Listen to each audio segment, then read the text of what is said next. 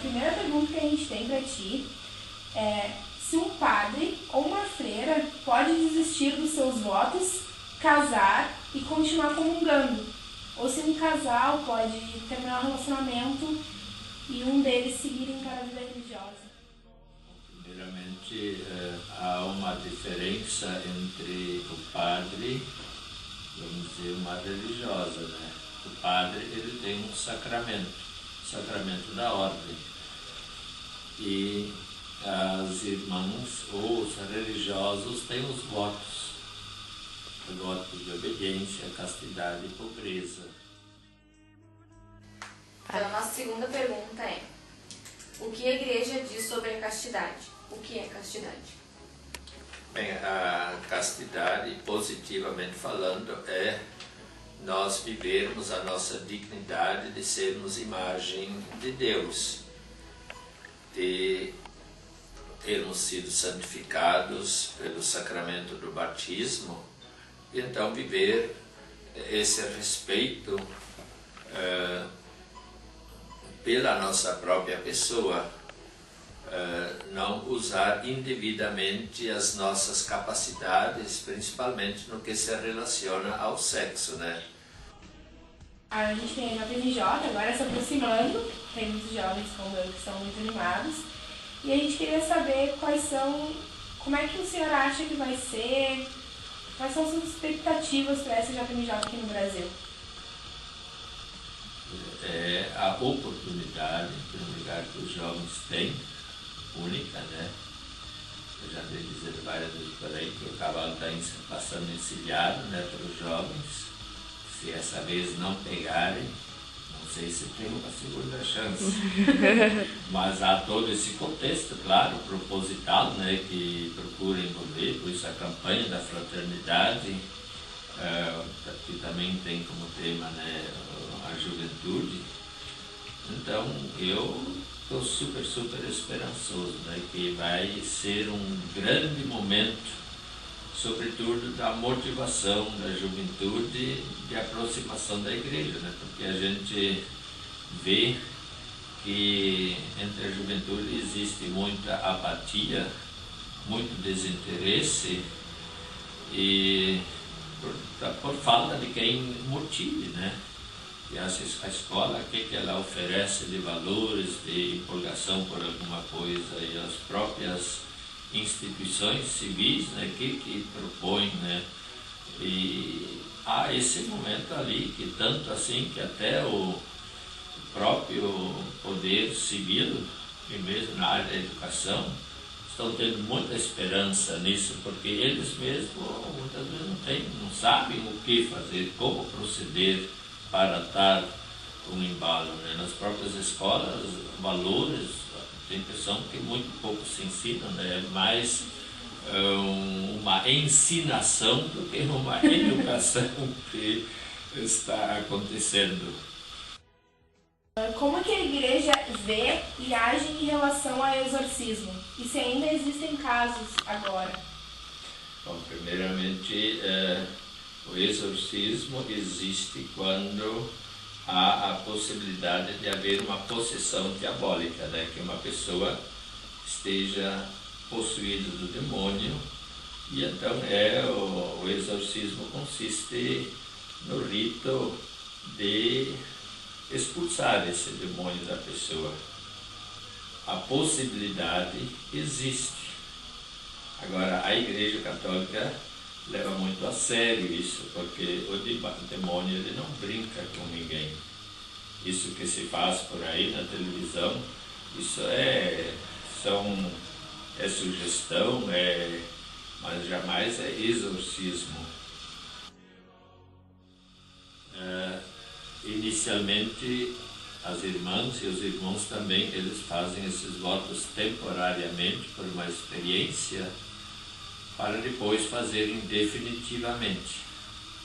O padre recebe o sacramento da ordem e ele tem a promessa da obediência, da castidade e da pobreza. A diferença entre voto e promessa. Então, uma irmã, ela, um religioso, religioso, ele pode ser liberado dos votos, então pode continuar praticando a religião, tudo, a fé, a comunhão, quando for liberado dos votos. E o padre, ele, pelo sacramento da ordem, ele permanece padre para sempre, por toda a eternidade, né? Mas ele pode receber a dispensa do exercício do sacerdócio. Padre ele nunca deixará de ser, mas pode deixar de exercer o sacerdócio, ser liberado de rezar missa e fazer todas aquelas atividades que um sacerdote costuma fazer. O padre, se ele fosse liberado, ele não poderia casar, digamos assim. Ele pode ser dispensado, né? Então nós temos padres que receberam a autorização por motivos muito especiais, né? Onde praticamente se comprova que a ordenação sacerdotal dele foi nula, que por exemplo um padre que consegue provar que ele não ficou padre livremente, mas por imposição dos pais ou por circunstâncias, né? Então, de alguma forma, é declarado que de fato não era padre, né? E aí ele é liberado para o casamento. Nós temos exemplos de padres, né?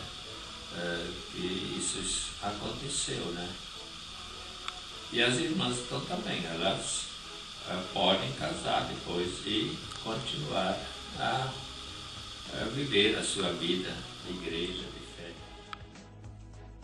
Então a falta de castidade seriam todos os pensamentos, né, indevidos em relação ao sexo, seriam palavras e seriam mesmo ações, pessoalmente ou com outros, né, onde se estaria usando o sexo fora do plano de Deus, fora do projeto de Deus, que no projeto de Deus é que o sexo seja exercitado apenas entre casais unidos pelo sacramento do matrimônio. Que são casos raríssimos que se constata a possessão diabólica. Normalmente alguém, um padre, ele se prepara durante meses, através de oração, de retiro, de meditação, porque o demônio, ele inclusive, ele joga a vida da pessoa do próprio padre, né? Quem é você para querer me expulsar? E você fez isso, fez aquilo na tua vida, né? Então o padre faz um processo de muita responsabilidade, é um padre nomeado pela própria igreja para fazer esse processo de exorcismo, porque o demônio, ele é um inimigo de Deus, né? E ele faz tudo, né, para combater a Deus. Como ele não consegue combater o próprio Deus, ele combate aqueles que Deus ama, né?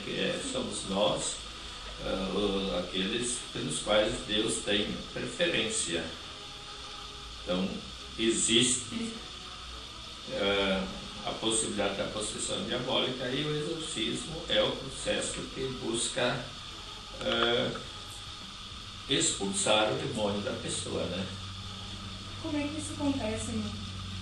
Isso é através de orações, de jejum, de retiro, que o padre se prepara, e depois o padre vai lá em frente a pessoa, né, que esteja possuída, né, e